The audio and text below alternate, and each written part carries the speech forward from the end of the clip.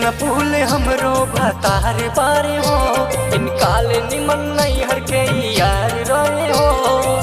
कह देब बात सारा भाभी से, कह देब बात सारा भाभी से रे चोली चोली खोल सैया बक्सा के चाबी से रे चोली, खोल सैया बक्सा के चाबी से रे चोली, खोल सैया बक्सा के चाबी से।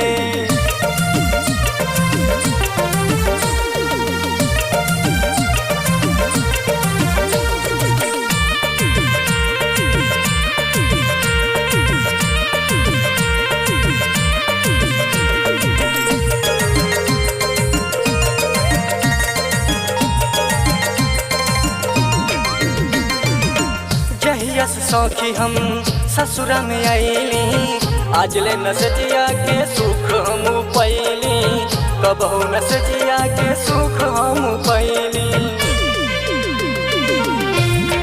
हो जहियस सौखी हम ससुरा में आईली, आज ले न सजिया के सुख हम पैली, कबहू न सजिया के सुख हम कैली।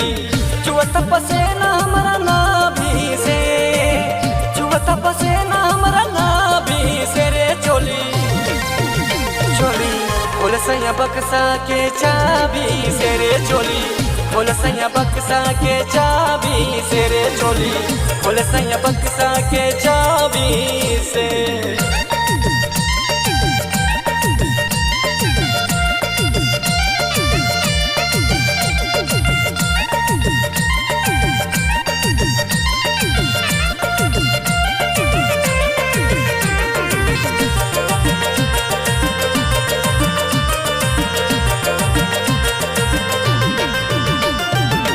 देवर श्रीकांत के बतिया बतैनी, बादल पियवा के ढेर समझैनी, बादल पियवा के ढेर समझैनी।